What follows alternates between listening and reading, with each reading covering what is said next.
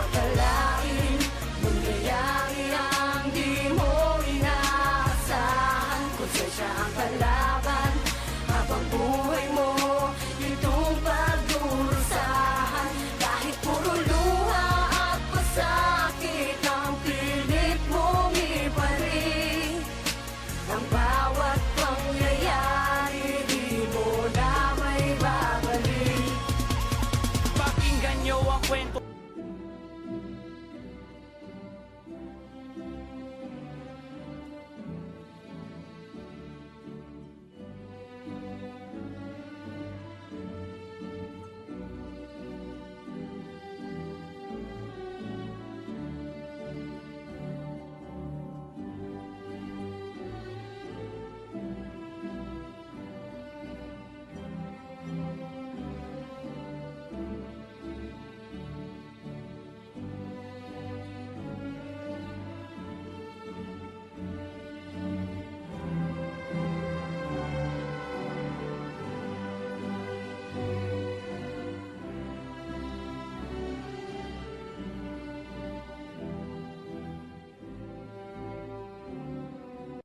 Pakinggan nyo ang kwento ng isang batang musmos sa edad na 12 anyos na ulila ng lubos.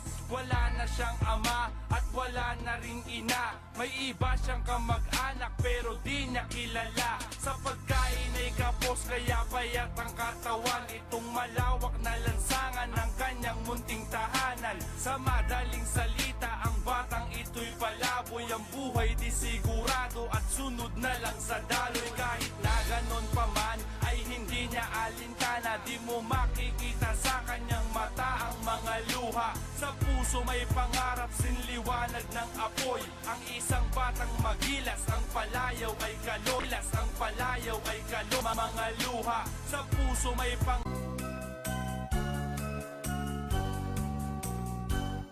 Bahay kubo, kahit muntik, ang halaman doon ay sari-sari. Sitamas at talong, sigarilyas at mani, sitaw, batang patani. Undol, patola, upot, kalabasa, at saka mayroon pang labanos, mustasa, sibuyas, kamatis, bawang at luya. Sa paligid-ligid ay maraming linga. batang magilas, ang palayaw ay kalot. Ang ugali sobrang Buyas, at ang sunod na karakter ay may edad na ring babae. Ang ugali sobrang sungit at may pagkamata pobre. Ang pangalan ay Pasita, paano ba magtatagpo? Ito ay malalaman sa ikalawang yugto.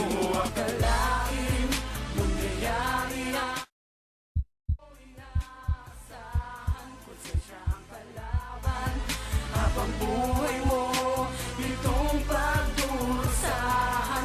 Kahit puro luha at pasakit ang pilit mong iparin, ang bawat pangyayari di mo na may babalik.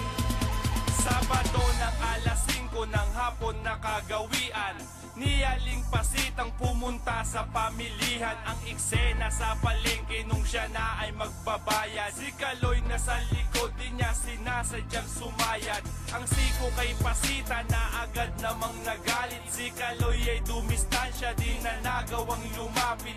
Pagtukot ni Pasita sa pulsa'y walang pitaka.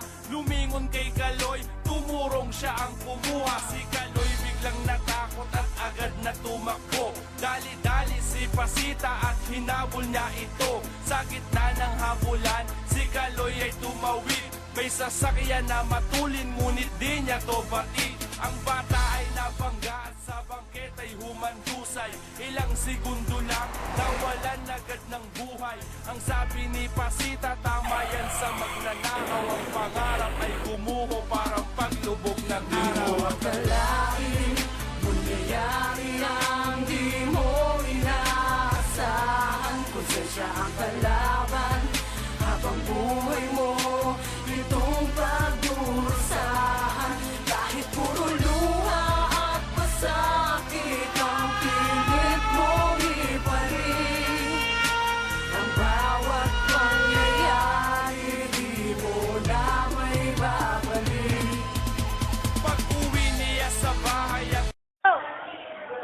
di ko yata kaya ang nangyari sa isang bata.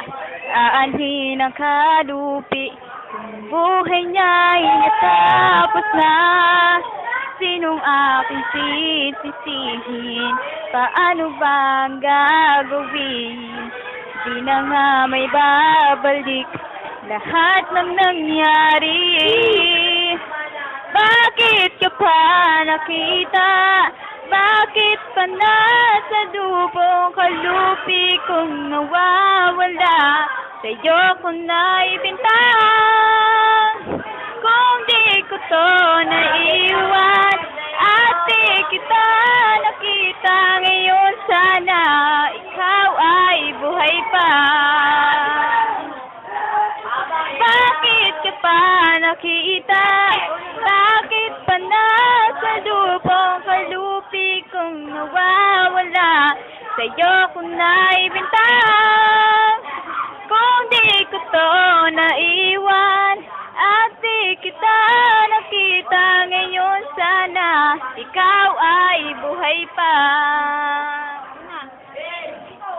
Parang di ko yata kaya ang nangyari sa isang bata. Aanhin ang kalupi kung buhay niya'y natapos na. Sinong aking sisisihin? Paano ba ang gagawin? Di na nga may babalik lahat ng nangyari.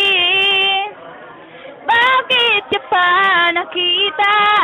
Bakit pa nasa lubong kalupi kong nawawala? Sa'yo ko naibintang. Kung di ko to naiwan at di kita nakita ngayon, sana ikaw ay buhay pa.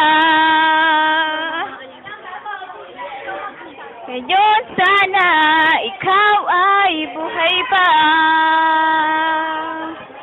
Ngayon sana ikaw ay buhay pa.